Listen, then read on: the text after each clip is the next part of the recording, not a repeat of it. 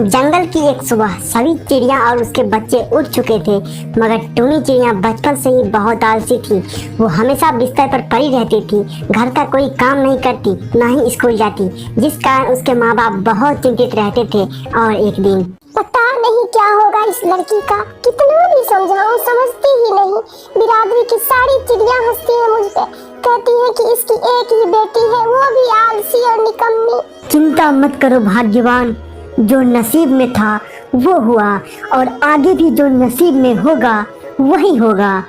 चिंता कैसे न करूं जी, बड़ी हो गई है शादी के लायक, ऐसे में कौन करेगा इससे शादी, और अगर कर भी ले तो वहाँ जाकर भी ये सोई रहेगी। लड़के को सब कुछ खुद ही करना होगा। ज्यादा मत सोचो, शादी होने दो, क्या पता सुधर जाए। देखते ही देखते समय बीत गया और टूनी की शादी बगल वाले जंगल के होनहार मिट्ठू से कर दी जाती है। और विदा होते समय माँ उससे कहती है, जा खूब सुखी रहना, अपने पति की सेवा करना, मन लगाकर घर का काम करना, पति को किसी भी चीज की दिक्कत न होने पाए। उस जंगल के जानवर ये न बोले कि टूनी के माँ बाप ने अच्छे संस्कार नहीं दिए। टूनी के माँ बाप ने उसे नम आंखों से विदा कर दिया, ये सोचकर कि ससुराल जाकर वो सुधर जाएगी। मगर टूनी के दिमाग में तो कुछ और ही चल रहा था। अजी सुनिए, क्या आपके यहाँ नौकर नहीं है? घर के काम कौन करेगा? अरे हम और तुम दो ही लोग तो हैं, नौकर की जरूरत ही क्या है, मिल बांट कर लेंगे, काम ही कितना होगा। लगता है यहाँ का सारा काम मुझे ही करना होगा। अरे ये मैं कैसे करूँगी, मुझे तो कुछ सोचना होगा। 2-3 दिन तो किसी तरह उसने एकाध काम किए, लेकिन उसके बाद उसके दिमाग में एक कुटिल प्लान ने जन्म ले लिया था। और एक दिन उसका पति जैसे ही घर आया, ओए माँ, मर गई रे, हे भगवान क्या करूँ इस दर्द का। अरे क्या हुआ, सुबह तो ठीक थी। सुबह ठीक थी तो क्या अभी मैं बीमार नहीं हो सकती? मेरे पैरों में बहुत तेज दर्द हो रहा है, मैं अब कोई भी काम नहीं कर पाऊंगी। मिट्टू तोता बहुत सीधा था। अपने ऑफिस से कुछ दिन की छुट्टी लेकर वो घर के सारे काम करता, झाड़ू लगाता, जंगल से खाना खोज कर लाता, यहाँ तक कि टूनी के खाने पीने का भी पूरा ख्याल रखता था, जिससे कि वो जल्दी ठीक हो जाए। मगर टूनी तो ठीक ना होने का नाटक कर रही थी। जब वो ठीक नहीं हुई तो मिट्ठू उसे डॉक्टर के पास चलने के लिए पूछा, मगर टूनी ने मना कर दिया। और फिर कुछ दिन के बाद वो किसी काम से डॉक्टर कपोत की क्लिनिक के पास से गुजर रहा था, तभी उसने खिड़की से एक मरीज की आवाज सुनी। डॉक्टर साहब, मेरी बीवी के पैर में कल से बहुत तेज दर्द हो रहा है, कोई दवाई दीजिए।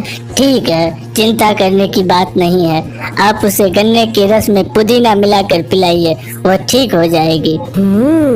यही बीमारी तो टूनी को भी है, मतलब उसे भी मुझे यही दवाई देनी पड़ेगी, तभी जाके वो ठीक होगी। इतना सोचकर वो वहाँ से उड़ चला। उसने बाजार से गन्ना खरीद कर लाया और उसके रस में पुदीना मिलाकर टूनी को पिलाया। ठीक है टूनी, अब तुम आराम करो, मैं जंगल से जाकर कुछ सब्जियाँ और फल लेके आता हूँ, तब तक तुम्हारे पैर का दर्द भी ठीक हो जाएगा। अरे वाह, इसका स्वाद तो बहुत ही अच्छा है। लगता है मुझे इसे पीने के लिए रोज रोज ये नाटक करना होगा, तभी मुझे ये इतना अच्छा शरबत मिलेगा। मिट्टू को बाजार से आते आते रात हो जाती है। वो फल और सब्जियां लेकर घर आता है और सबसे पहले जाकर टूनी से पूछता है, अब तुम्हारी तबीयत कैसी है टूनी? नहीं, मेरे पैर में आज फिर से दर्द हो रहा है, मुझे फिर से आज कोई शरबत पिलाओ ना। ये कहानी अब रोज की हो चुकी थी। टूनी हमेशा झूठ बोलती रही और मिट्टू उसे गन्ने का रस ला के पिलाता रहा।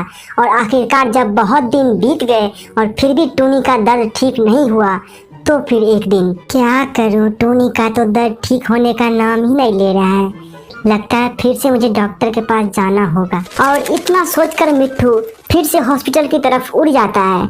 और उसकी किस्मत इतनी अच्छी होती है कि वही मरीज फिर से डॉक्टर के सामने बैठा होता है और ये फिर से उसी खिड़की के पास खड़ा हो जाता है। डॉक्टर साहब, गन्ने का रस देने के बाद उसके पैर में और दर्द रहने लगा है, क्या करूं? मुझे माफ करें, मैंने नीम के बदले गन्ना बोल दिया था। आपको नीम के रस में करेला डालकर उसको दिन में 3 बार पिलाना है, 2 दिन में असर होगा।